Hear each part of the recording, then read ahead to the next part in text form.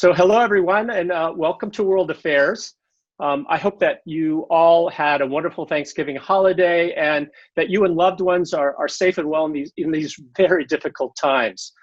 For those of you who don't know me, I'm Philip Young, President and CEO of World Affairs, and I'm your moderator. To make sure you have linked to the right program, you're joining a World Affairs discussion entitled Bring America Back Together Again with Robert Putnam and Shaylyn Romney Garrett. Our two guests have written a recently published book, The Upswing, How America Came Together a Century Ago and How We Can Do It Again. Robert Putnam is Malkin Research Professor at Public Policy at Harvard University. Like me, Bob was raised in a small town in Ohio, but very much unlike me, Bob has written 15 books, translated them to 20 languages, including Bowling Alone, The Collapse and Revival of American Community, one of the most cited and best-selling social science works in the last half century. Shaylyn Romney Garrett is a writer and social entrepreneur who dedicates her life to pursuing connection, community, and healing. She's the author of the award-winning book, American Grace, How Religion Divides and Unites Us. She is a founding contributor to the Aspen Institute initiative Weave, the Social Fabric Project, and she writes about community on her blog, Project Reconnect. And you can purchase their book, Upswing, at your local bookstore and online. And here it is right here, just for you to see it right here, okay? I was looking for it. So with that, let's begin. So Robert Putnam and Shaylyn Romney Garrett, welcome and congratulations on your new book. I'm so excited to have you here. Shaylyn, you may not know this, but Bob and I worked together on a advisory board at Brown. And many, many years ago, we talked about the research and idea that became your book. And it was when we first met.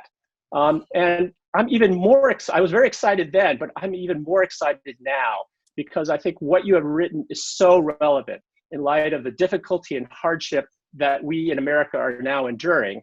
And this time of pandemic, economic uncertainty, and social unrest, your book gives hope and a sense of enormous possibilities. And I very much want to talk about this because it's so important in more detail, but I want to set the stage to go into this conversation. So Bob, let's start with you.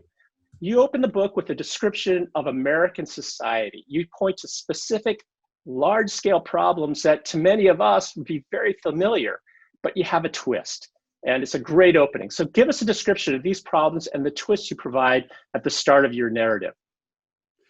Well, thanks, Philip, and thanks very much for having us. I have in the past been at the World Affairs Council physically, and this is a great opportunity to reach actually a larger audience with a lot less travel than when I had to travel across the country. But it's great to be, I know what a good audience this is, and as you've correctly said, you and I have on this topic go back quite a ways. I'm going to use a technical term. America today is in a pickle. My mom would have said that. That is, almost everybody in America nowadays, the only thing we agree on is America is really on the wrong track. And I want to be now a little bit more specific about the kinds of what I mean by being on the wrong track. I think this is consistent with what a lot of people feel. First of all, political polarization. America is incredibly polarized now. It seems like almost unnecessary to say that, but it may be helpful to say America is now more polarized than at any time in our national history, with the possible exception of the Civil War. So the standards are pretty high. We're probably not quite as yet, probably not ready to go to war with one another. I don't really think we are, but by all of the regular measures that I'll talk about in a second, America is extremely polarized. Haven't been this polarized for ages. Secondly, and independently of that, the distribution of income and well-being in America is now incredibly unequal. The gap between rich and poor folks in America today is probably larger than it has been ever in our history. When you get back into the early 19th century, the the data get a little rougher, and so I don't want to say I know that was true for every little year of the early 19th century, but certainly for at least the last 125, 150 years, this is about as unequal as we have ever been. And I want to say a little bit more about that too. Thirdly, and really you'd think independently, having to do with our social connectedness.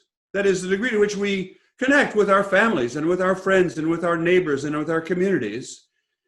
What I sometimes call social capital. That's a little jargony, but it's that term has entered the popular jargon now. And in terms of social capital, America is unbelievably disconnected from one another and from our neighbors and from our friends and from our communities.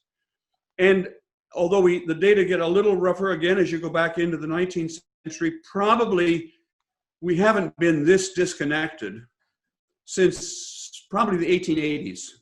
So what is that, 140 years ago? Very, very disconnected. And finally, and independently of all the rest of this, America is incredibly self-centered now, very narcissistic. Our culture is very focused on not what we have in common, but what we as individuals are focused on. And I don't want to make this a highly political presentation, but I have to say that we have a president now who is the I alone president. He says, I alone can fix the problems. And that, in saying that, President Trump has encapsulated sort of what I mean by self-focused. He's focused very much on what he can do and much less on what we can do together. And as long as I'm talking about Trump, I have to say, as you'll see in a minute, Trump did not himself start this problem. This problem goes back decades before Trump was on the scene. And similarly, the problem is not going to go away if and when Trump leaves. So although Trump is an important part of the backdrop here and important part of the reason why Americans feel kind of all of us pretty grumpy, this is not a story about Trump. It's a story about a much longer, bigger trend. And so the question is, how did we get here? And that's what I want to just say a little bit about. Because if you look at trends over time, let's take political polarization. I said that we're now in a very polarized period. You can imagine a curve across, a statistical curve across the whole of the 20th century, or the last 125 years, and with political cooperation and bipartisanship being up and polarization being down. And, let's say 1890, 1900 over here, and let's say today over here, that curve is a big inverted U curve. We started off the 20th century in a very polarized way. For most of the 20th century, the first 70 years, we were becoming steadily more and more, less and less polarized, more and more bipartisan, more and more cooperative across lines. And now, but then beginning roughly in about 1965, 1970, that curve just turned south, and we are now extremely polarized. It's a big inverted U curve. And similarly with respect to the other dimensions of change I talked about, political, economic equality. If you graph across time, economic equality, what you see is at the beginning of the 20th century, let's say around 1900, it was called the Gilded Age. And for a reason, America was incredibly unequal.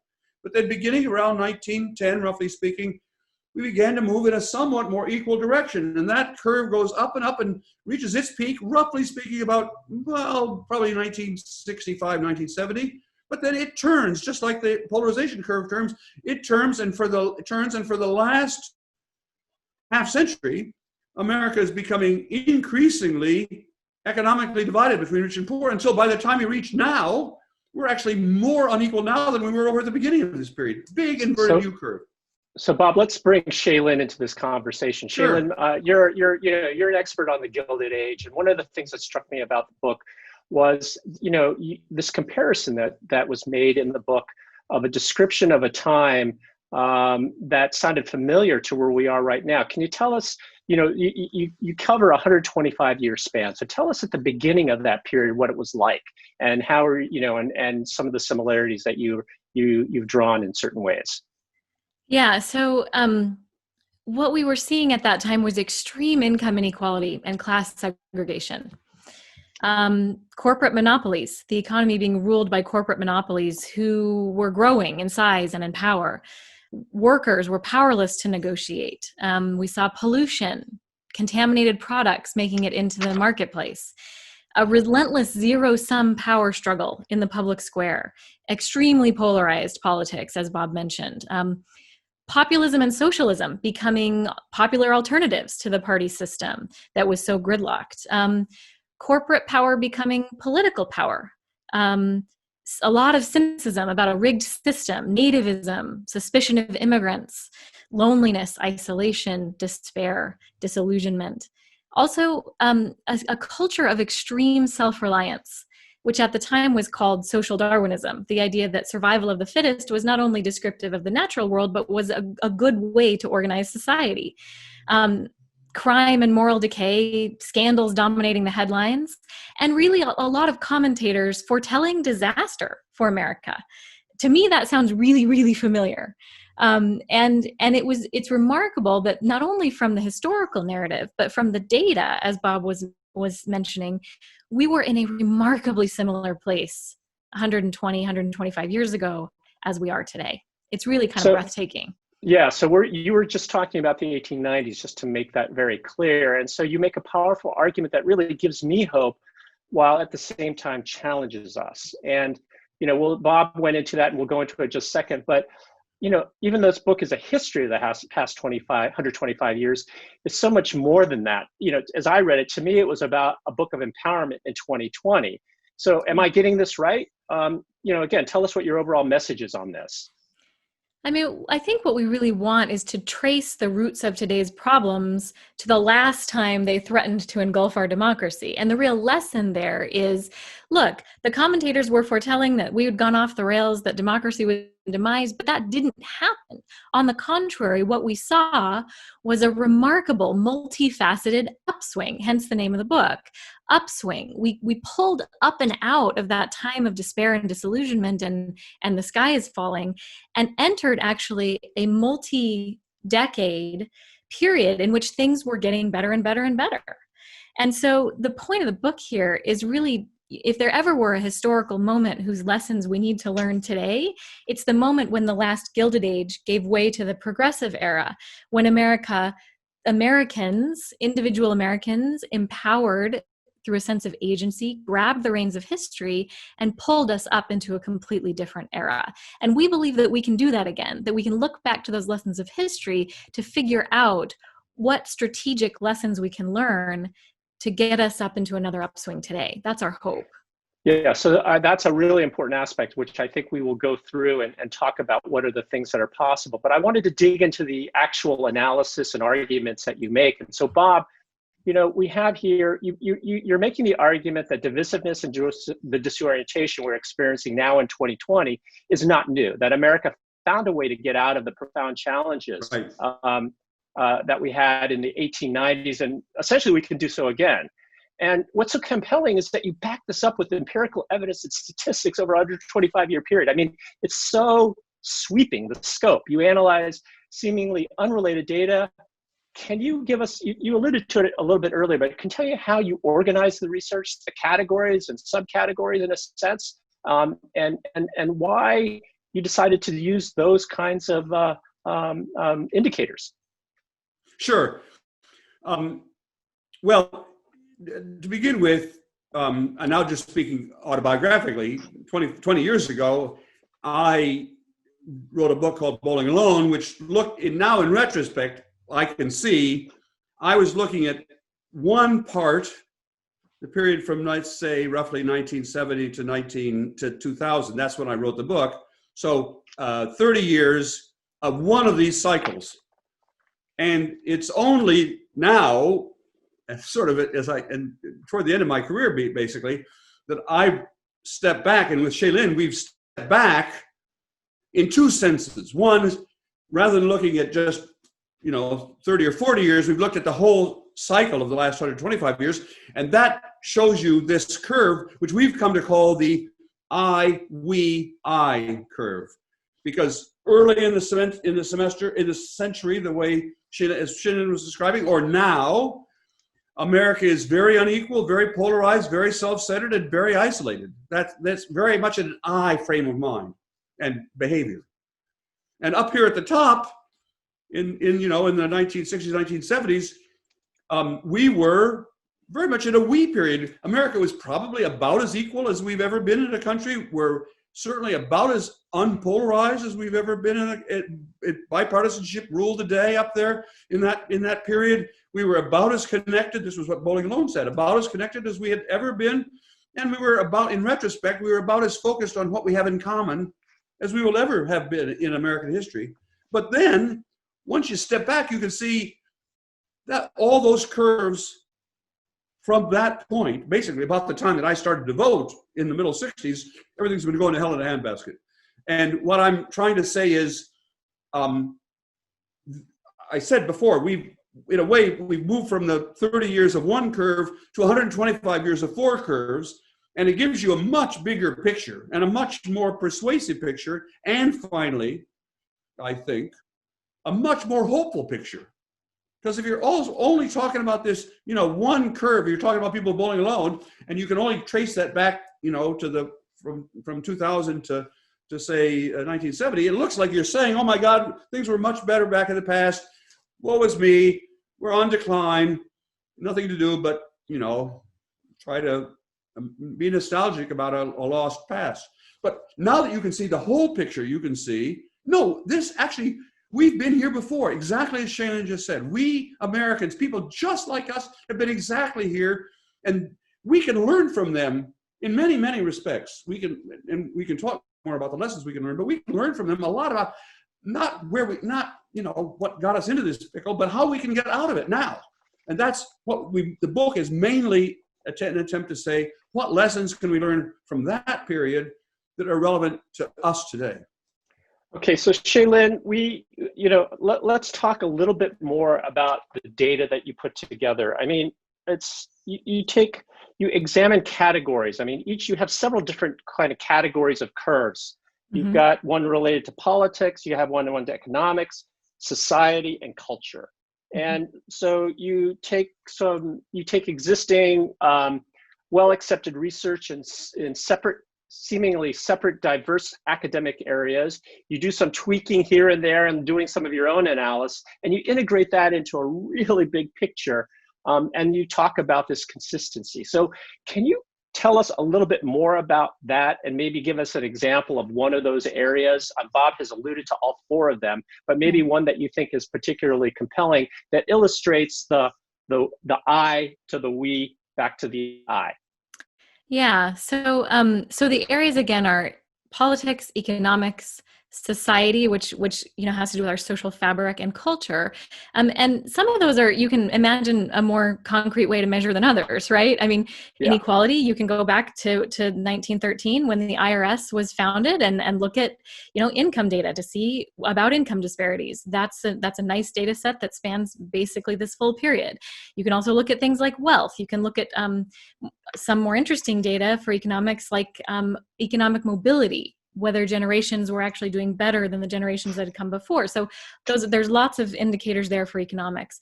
For polarization, you might measure things like how often do members of Congress of one party support measures proposed by the other party or not, right? So that would be an underlying measure of polarization. You can also measure affective polarization, the idea of how does someone who identifies as a Democrat feel about a Republican. That data doesn't go back 125 years, obviously, but we can get a sense from data like that. And then you get into sort of the trickier areas. Of course, the societal measures might be familiar to people who have read Bowling Alone. Bob's has a ton of brilliant ways to measure social capital over time. And then you get into culture, right? This claim that we have that we can measure cultural narcissism, which is squishier. And I can't take credit for this. Bob is the world-class data scientist, but just to give you a sense, there are some really creative and interesting ways that we've come up with in the book to put hard measures on whether Americans were more I-focused culturally or more we-focused culturally. And one of them has to do with a data set called Ngram Data.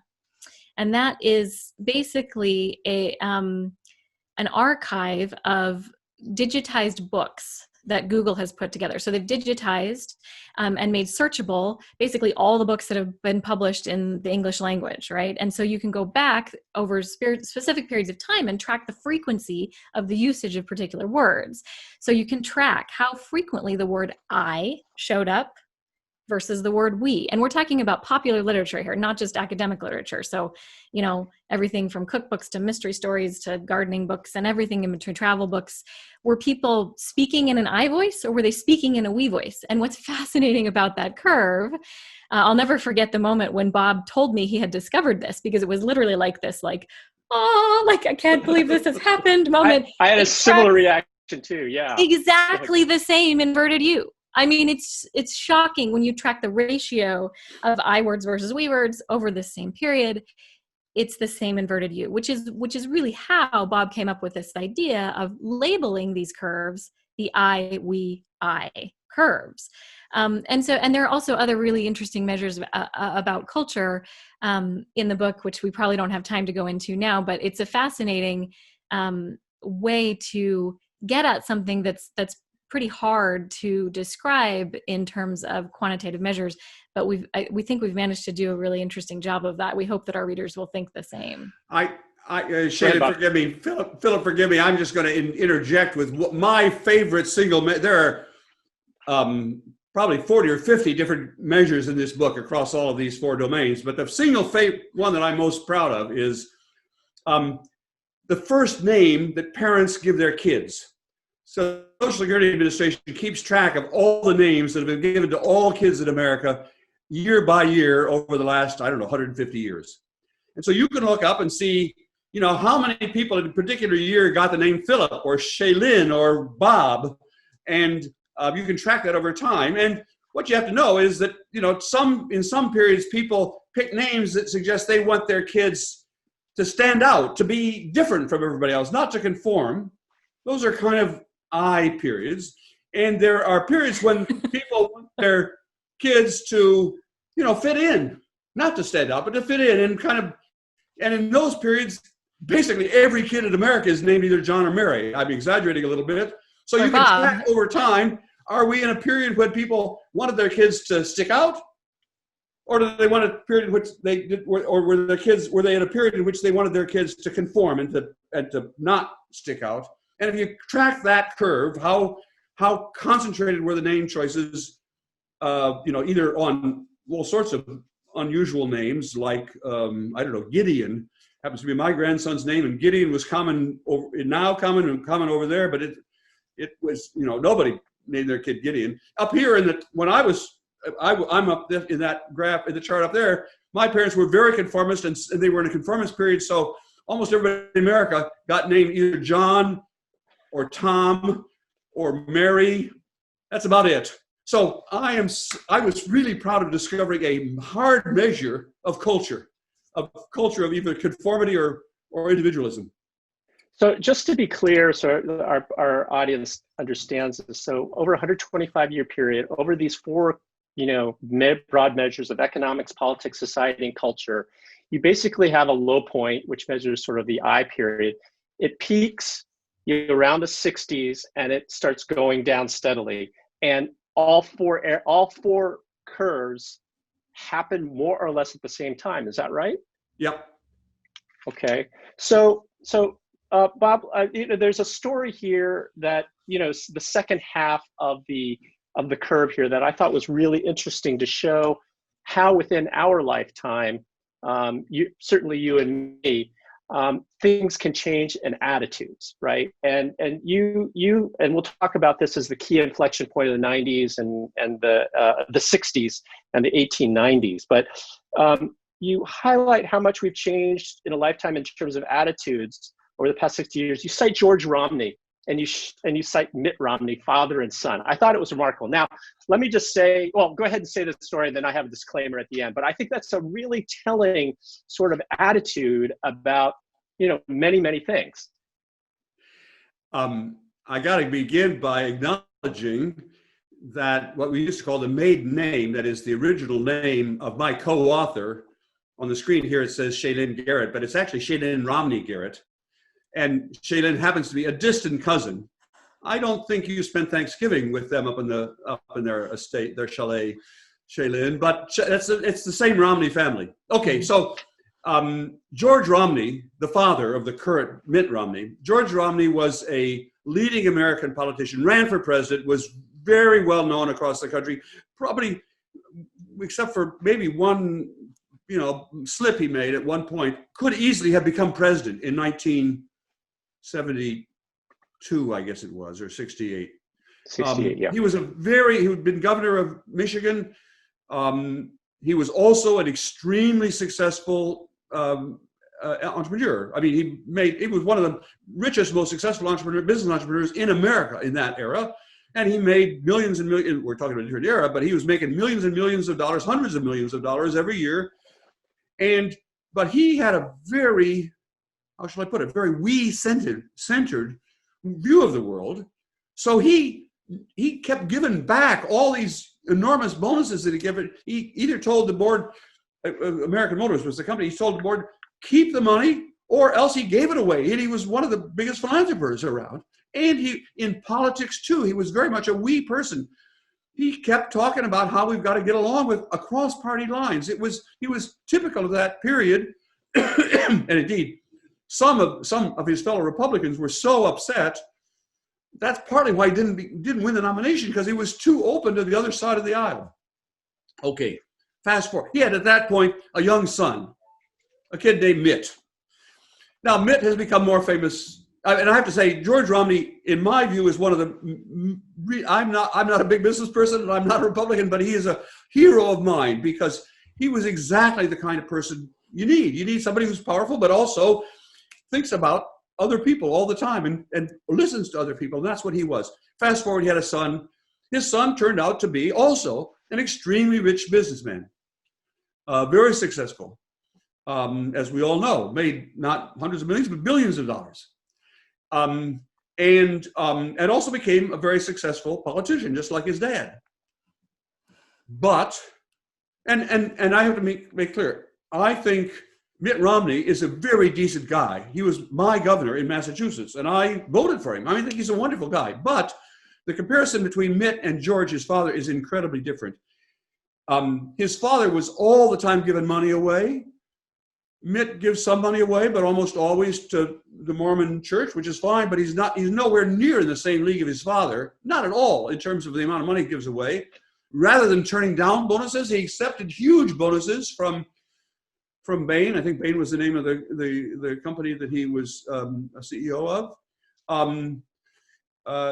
George, the father, went out of his way to make sure that the workers were all included in the process of governing, and Mitt did all he could to make sure that businesses fired workers so we have more money for, and Mitt allegedly said, we all saw this video, whatever it was, 8 years ago, 10 years ago, 12 years ago, saying, disparaging half of Americans, saying they're takers, they're not givers. Why do I care about these takers? His father would never have said that. Wouldn't have conceived that there were two classes of Americans. Okay, sorry, long story, but the basic point I'm trying to make is those people, both of them quite decent people, they perfectly reflected the culture of their times. Mitt reflects the culture of an I period.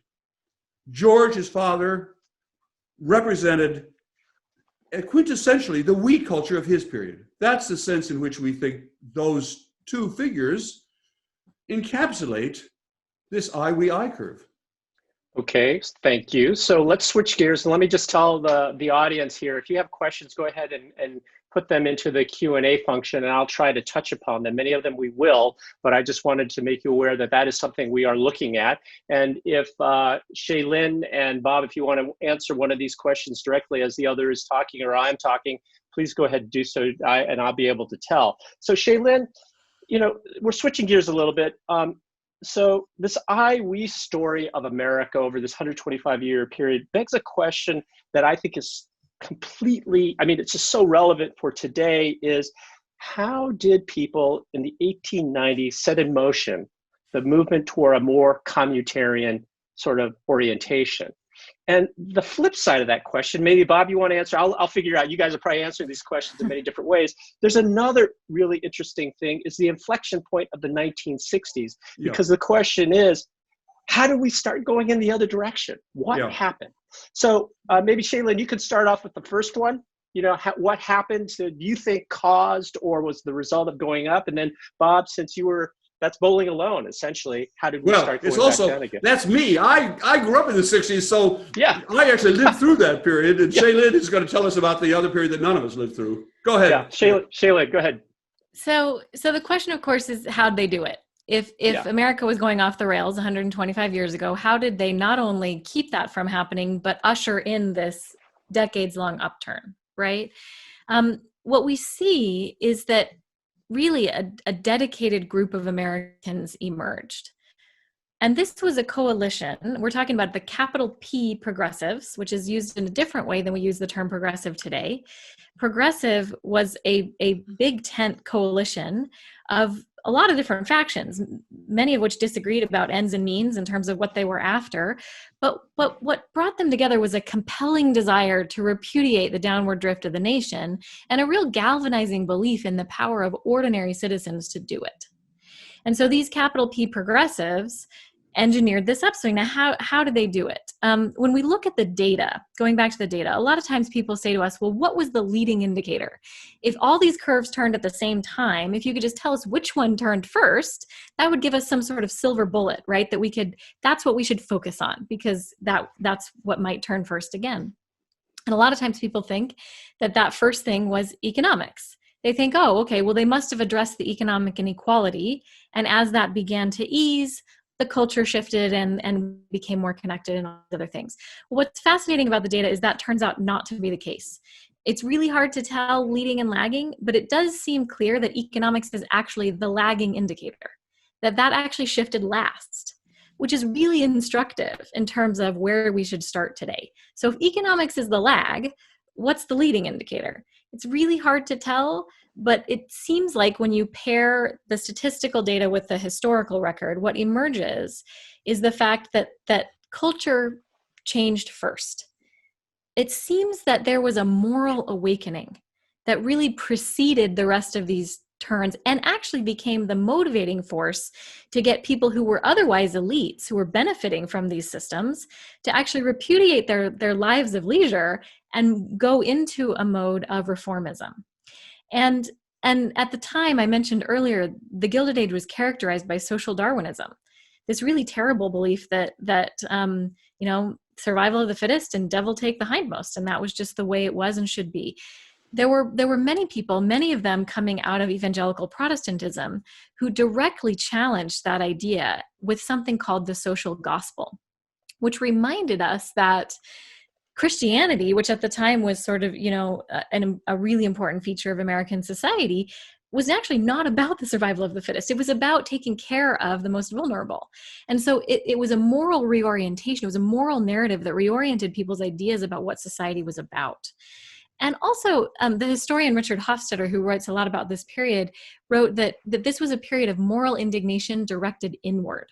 That people were not just pointing the finger at the idle rich or at the plutocrats and saying, you guys are the problem, we need to get rid of you. They were instead going, wait a second, we've been a part of this problem. We've benefited from these exploitative systems, which means we're going to have to change ourselves, and then we're going to have to be the ones that change the system.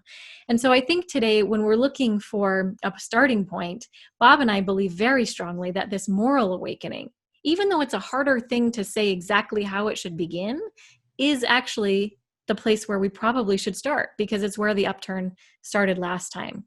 And there's also a few other lessons here that I'd like to just touch on quickly. Yeah, sure. One is that, these reformers were incredibly young. Some of the most famous ones are Jane Addams, for example, who founded the settlement house movement in America. We see pictures of her when she was in her, later years receiving the Nobel Peace Prize. But the fact is, when she was working toward this upturn, she was in her 20s. Teddy Roosevelt was the youngest president in American history. Many of these people were very young when they were doing their work. And we believe that youth will be the key to this to another upturn again. The progressives also recognized that association, bringing people together, was both an end and a means. again, they were functioning in a society that was very lonely, very disconnected, very dislocated, because the Gilded Age was happening on the heels of the Industrial Revolution, when millions of people had left the farms and small towns, moved into cities, left behind their extended family networks, and literally found themselves alone in these bustling commercial cities. They had to literally invent new ways of getting together. And they did that en masse. And we see a massive proliferation of civic associations, voluntary societies, all sorts of stuff where people came together. And much of that coming together was across lines of difference. So that created vast stores of social capital that fueled this upturn for centuries. We're in a very lonely moment today, even more so now than a year ago when we wrote this book, right? Because of COVID, we know that we are going to have to invent new ways of bringing people together in this new social landscape that we're living in. That's going to be a huge part of whatever upturn we see again. Last point I'll make is just that the other thing here was that the change wasn't happening from the top down. This was not a movement that was driven by charismatic leaders. This was a movement that was driven by citizen action happening in towns, in neighborhoods, in tenements, coming up with really interesting, exciting ideas to problems that then actually bubbled up and became the templates for these big national programs that we think of when we think of the progressive era. So, laying out some grand national plan is probably not where we need to start today. We need to look to the people on the ground who are already making solutions to see how they can help us get out of the situation that we're in today, much like their counterparts did 125 years ago. So those are some of the lessons from that 1890s period that gave way to this upswing. So Shaylyn, that's great. I mean, this is a thing that we're trying to do here at World Affairs. I mean, it's young people, it's local issues and us experimenting. That's what we're trying to do. That's what we're all about, particularly in this time. So Bob, let's go to your forte, the 1960s. So Shaylyn told us how we got out. How did we get down? I want to yield a little bit of my time to the co-author from Utah to tell just in 60 seconds the high school story, because that is such a absolutely. It's a very instructive example. Go. Sure. So this gives a really concrete way of thinking about what this looked like, right? So I appreciate Bob for bringing that up. So when we think of something like the public high school, we think, oh yeah, that always existed. I mean, that was just always, but it actually didn't. When you look at the historical record, what you see is that truly public high schools that were available and open to every kid in town, just by virtue of the fact that they lived in town, were actually invented in America in 1910. Versions of public schools that had entrance requirements or had fees associated existed in other places. We acknowledge that. But a truly publicly funded high school for everyone was invented in small towns in the Midwest in the United States during the Progressive Era. It was not an idea that came from Harvard. It was not an idea that came from Washington. It was an idea that came from a town full of people who looked around and said, okay, as a result of this Industrial Revolution, suddenly my kid needs a secondary education in order to succeed in the economy. So instead of looking to Washington to come and fix that for me, I'm actually going to look to my fellow citizens and say, how could we band together, pool our resources, and create something that's going to push all of our kids up? And that's actually what they did. They passed local tax initiatives, and they created, at the town level, a public high school. And then this idea that was happening here and here and here basically went viral in a couple of decades and fueled what we now call the high school revolution in America, which was a major push behind this great economic convergence of this period. You look at something like the economic convergence and you think, how is it possible that that was actually fueled by something that was started in a tiny town in the Midwest? That is exactly what happened. And we believe that that's what will happen again today, what must happen again today, if we're really going to see another long-lasting upswing. Yeah, I think that's great. Bob, go ahead. Well, I only wanted just a footnote to that because it was overtime for Shaylyn. The thing to say is, it's not that we think that all problems are going to be resolved at the local level. In the end, if you want to have a big, big powerful education system, you've got to have national money and you've got to have national involvement and so on. But the idea came from the bottom and then went up. We're not people who believe that you can solve everything in Podunk, Utah, or wherever, Portland, Ohio, my hometown. You're not going to solve it all there, or whatever town you came from, Philip, in Ohio. you're going to need national programs, but the ideas and the creativity is found in these places all around America. So what happened in the 60s? Well, I'm the guy who can tell you that because I was there. And it's of course a very long, there's a whole chapter on the 60s. The short answer would be good. We got so much to cover. Go ahead, Bob. I know. And actually, Godi Meyer was one of the questions I noticed before. Her idea was the Vietnam War. The answer is there were a lot of independent things that happened in the 60s that were entirely unrelated to one another, but those of us who lived through them compressed them all into something called the 60s, as if it were one thing. But it turns out if you ask different people what they thought the 60s are, there are some people who think the 60s were created or were caused by the assassinations. That is John Kennedy and Martin Luther King and Bobby Kennedy and so on. There are other people who think the 60s were caused by Vietnam, as apparently Godi Meyer does. Forgive me if I'm mispronouncing your name. But there are other people who think that the 60s were caused by the pill, because the pill allowed people, that is birth control, allowed for a dramatic change in sexual norms in America, probably the biggest change in personal norms in world history, in which we went over a period of 2 or 3 years from premarital sex being thought to be, nobody did premarital sex to everybody did premarital sex. So some people think it was about the pill. Some people think it was about riots in the cities. Some people think it was about, random violence like the Manson cult. Some people think the 60s were caused by the gas lines and the shortages and the oil embargo and the collapse of the American economy as a result of that. Some people think the 60s is about Watergate. It was all caused by Watergate. What I'm trying to say is the 60s was not caused by any one thing. It was the concatenation of all of these traumas, independent traumas. Birth control and the Vietnam War or the gas lines and the pill had nothing to do with one another, but they all happened in barely a decade. And it was that concatenation of forces that basically caused this almost overnight reversal. America goes into the 60s, actually it's this way, goes into the 60s at the peak of our weenus, and we suddenly make a backflip and we come out of the 60s into the decade of the 70s, which Tom Wolfe at the time called the me decade. So it all happened very fast, but there's no single explanation. So I want to touch on we've got about 10, 15 more minutes. So one important question, Bob, that you point out that I'd like you just to follow up quickly on is you touch on the question, because of the 60s, how we started going, of fault and blame. And, was anyone or any entity responsible for the downturn in this case, in your mind? I think it's an important question that you raised. Yeah. No, I don't think there is. I suppose if one were of a mind be looking for evildoers, you might expect to do that in a partisan way. You might say, well, it was all caused by, I don't know, Reagan, for example.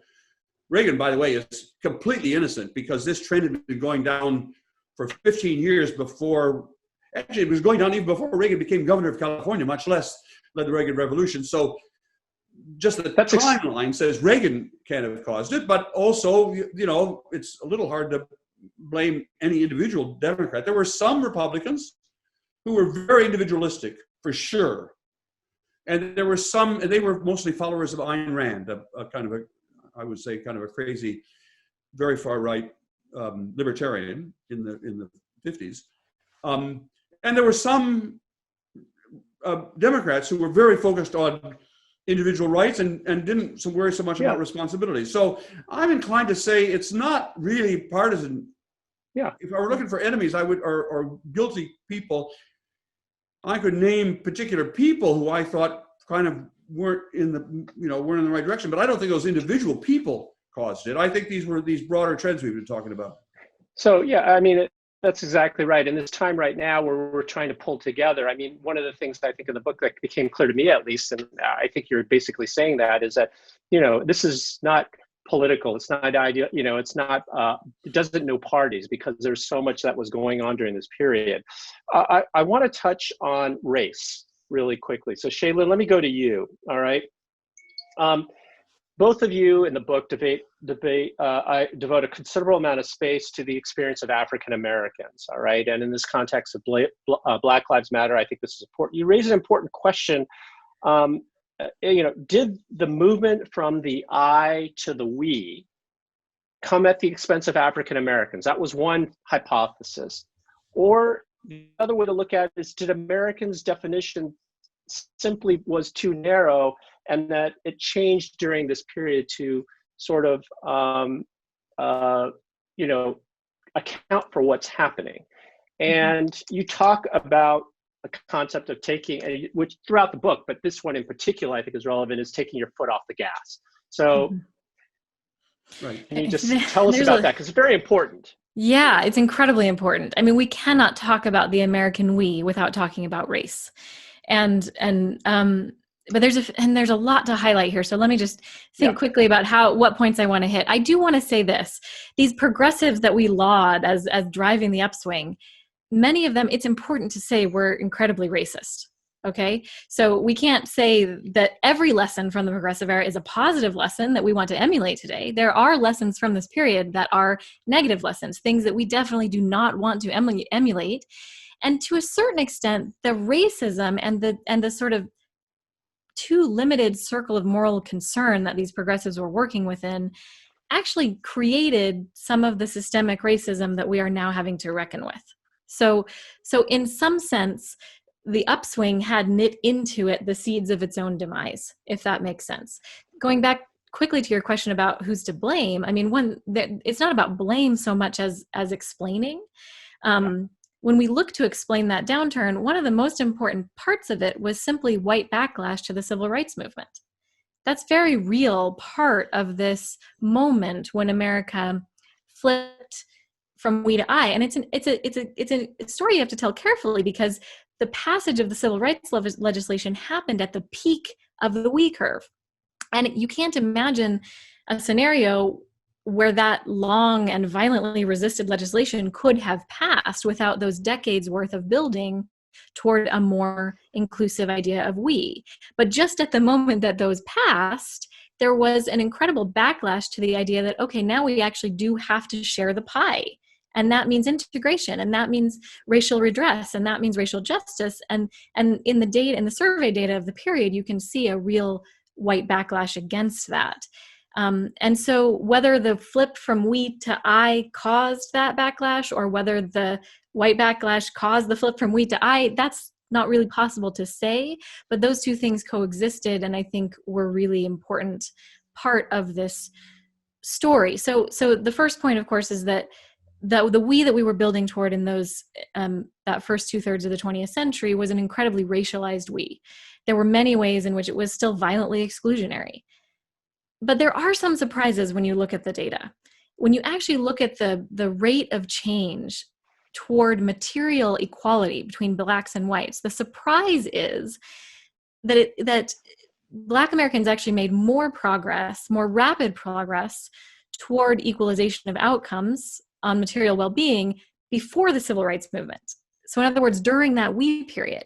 And then once we hit that moment where we switched to more of an I focus as a society, what happened was, you mentioned, Philip, the foot off the gas.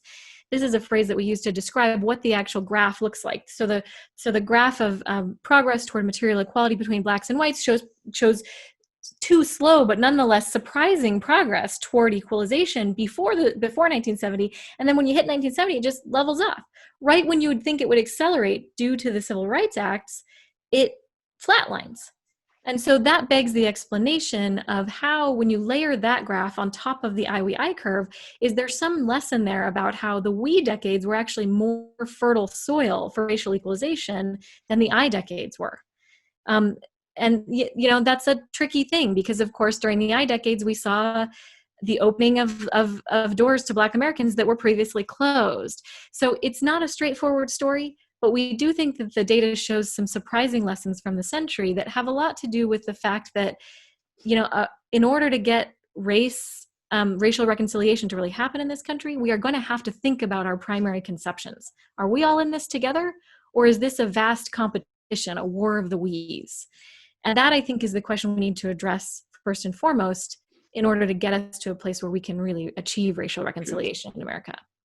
Can I just highlight two of the points that Shaylyn made? She made them, but I'm not sure whether they went by so quickly. I'm not sure that people got it. In the first 2/3 of the century, basically, let's say that's not quite that long, but from roughly 1920 to roughly 1960, that's what we would call this growing wheat period. America as a whole, whites and everybody in America was getting richer. But in terms of material benefits, blacks were getting rich faster than whites. Blacks' education levels between 1920 and 1960 or 70 were growing more people of all sorts were going to college and were, graduating from high school and so on.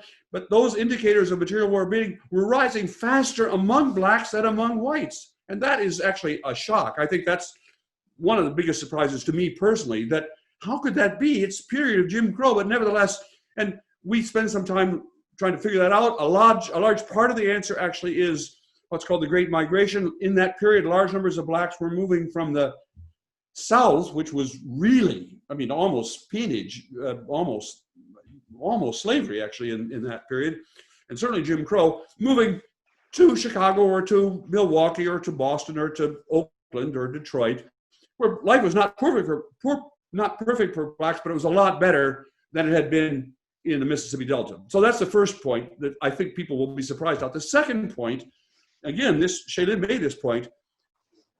Think about the Black Lives Matter movement this summer. It was partly about police violence and so on. And I'm not trying to say that wasn't an important part of it, but part of it was those black and white people, but those black people who were joining and protesting in the Black Lives Matter movement this summer, were protesting because America in 2020. The situation of blacks in America in 2020 is no better than it was in 1970. In some respects, worse. Black income as a fraction of white income is lower now than it was in 1970. So that foot off the gas pedal period is not just an interesting little phrase.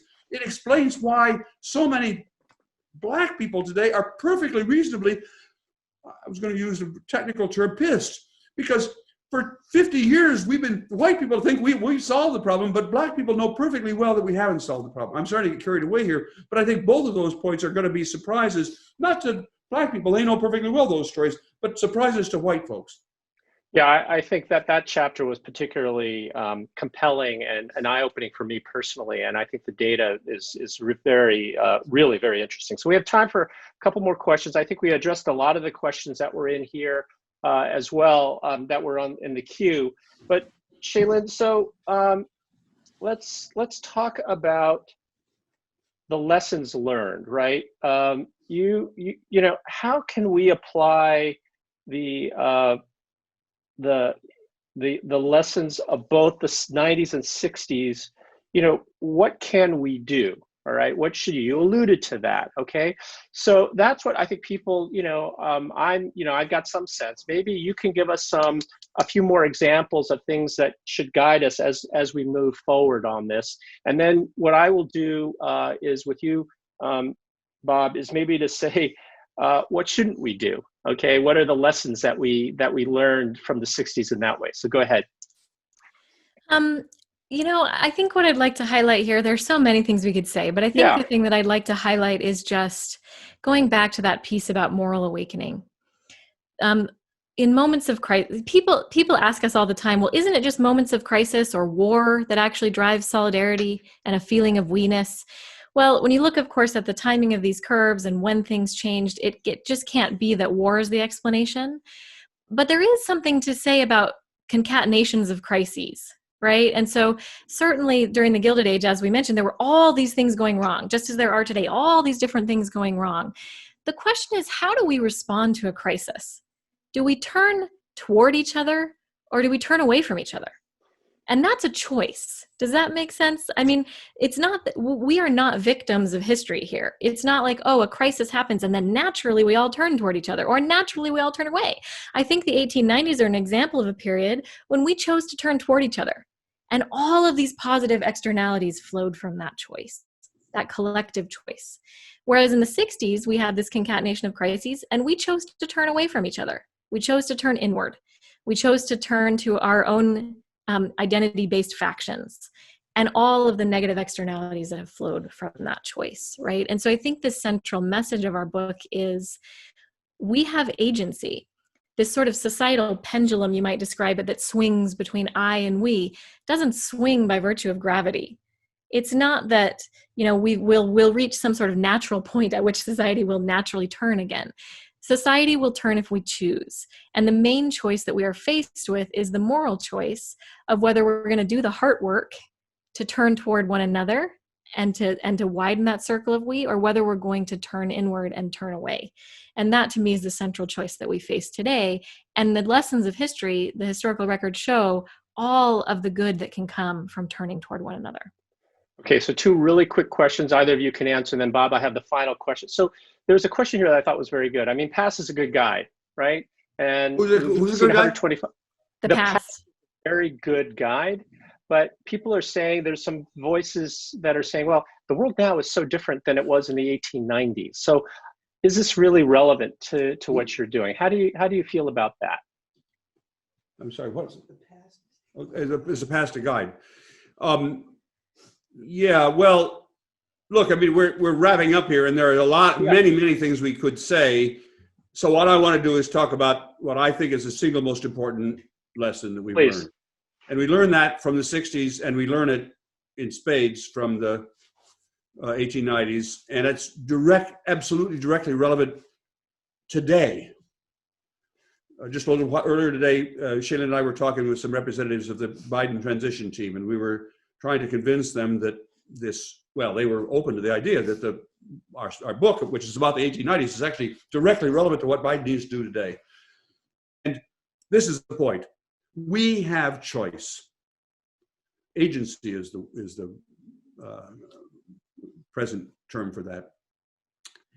We're not the victims of history. And the people, the reformers in the 1890s or 1910s, wouldn't have brought us to where we are if they hadn't picked up the reins of history and said, we're not the victims of history. It's the same way, by the way, in terms of the internet. Is the internet going to be good or bad? Well, we have that choice. If we choose to make the internet about puppies, it'll be one kind of it'll focus on our individualism interests. If we choose to use the internet to focus on making things better in our communities, it's going to be good for that too.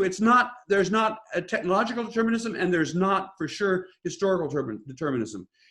It was choices that people made. And I have to say, as a close to boomer myself, it was a lot of bad choices that boomers made. I don't mean whether they got, stoned. I mean, in the way that they ended up using their lives, they didn't carry forward what they had inherited from their parents, but they made this U-turn and began to focus ever more on what's in it for number one.